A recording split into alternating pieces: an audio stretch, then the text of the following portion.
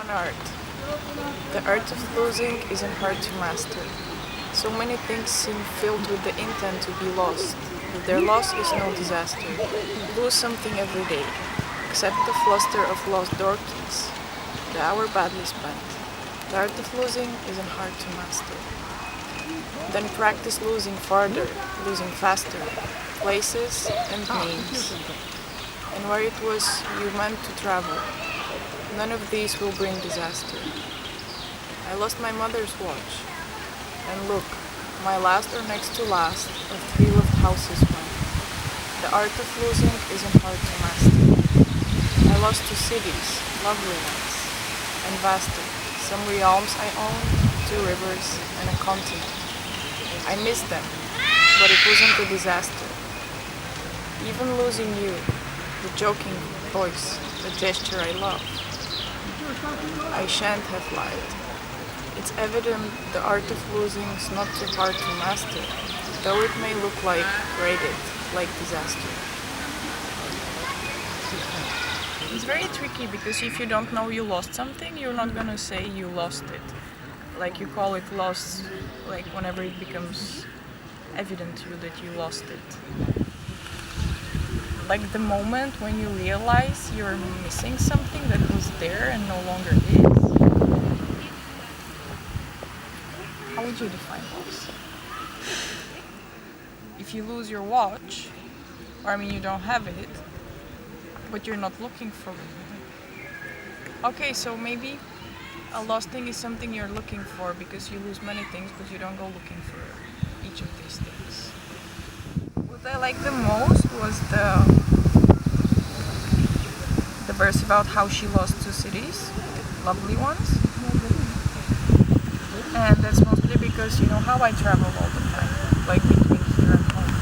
And like in the beginning it was fine, right? Because I was excited. You know, you're like an 18-year-old kid and you're like, oh yeah, I can't wait to get away from my parents.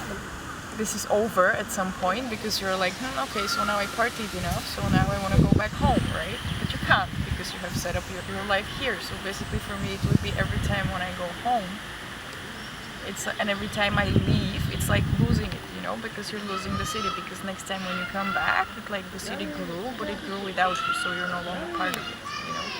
And it's like just going, and you go there 9 years later, and you're like, oh fuck, this is completely different, you know. It's like it's not what it used to be,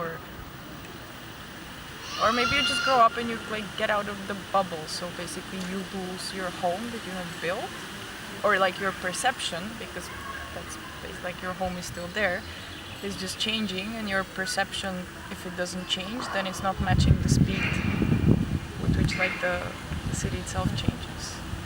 So yeah, that makes you feel kind of sad sometimes, because the people change as well, you know, and then you lose them because they change. Like I've lost so many friends, not because I moved here, so it wasn't like because of the distance. They change and you change, and it might happen. This would be very randomly and very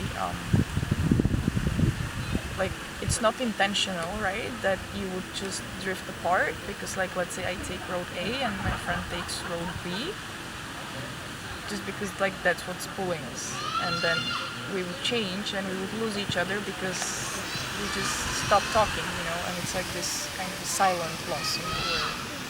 The thing is to realize and to understand, because once you understand, you are first of all not lost. And you don't even need to justify the loss, but the loss makes sense. All things get lost at one moment or another. Like I think everything is gonna get lost at some point. So you just have to accept that it's gonna get lost, you know? It's like, imagine if your life is like a learning curve, right? So every time something happens, and you kind of just go up and up and up, because you learn how to deal with certain things, you know, and loss is a big part of that, so it kind of helps you grow, and like you can create yourself around that.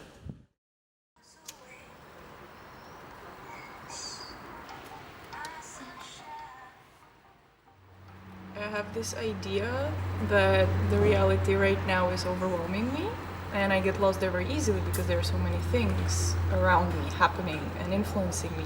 So like at some point you stop and you're like, whoa, that's too much, you know. So And when I feel that, what I do is I sort of create like an imaginary world that I escape to. So whenever I lose myself in the now, or like everything around me, I like to create worlds where I can basically design everything and put everything wherever I want it to be, and then I wouldn't feel lost there, because I can do whatever I want there. And this is sort of my way of dealing with loss, because how people, when they don't understand something, that's when they're lost as well. When you visualize something, it gives you more of like a grounding sense. So you know where your thoughts are coming from. You don't understand these thoughts, but maybe if you like materialize them, like in this case, in a painting, maybe you'll understand them more. What I tend to do is when I am lost in the current reality, I create like a fantasy world for myself. Well, kind of like a parallel world that I get to design it the way I want to, because I know I'll feel comfortable there. So it's sort of like my comfort zone, kind of. And so what I'm trying to do with this painting is paint like a dream-like state where I will not feel lost, basically. When someone gives you just a concept, and if you think about it, it's like it's probably harder for you to sort of deal with it. But if someone shows you how to do it, like literally shows you how to do it, you're like, oh, okay, so now this is easier. So like when you have loss and when you're thinking about it or how to deal with it or whatever, me, I would find it hard because those are just thoughts, which are never put into practice, let's say.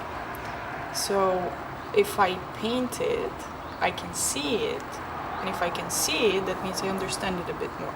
So it's sort of like, someone showing me the how to do something, and the how-to would be through the painting, and once you have like a done picture, you're able to see what you feel, so maybe you're sort of more willing to understand it.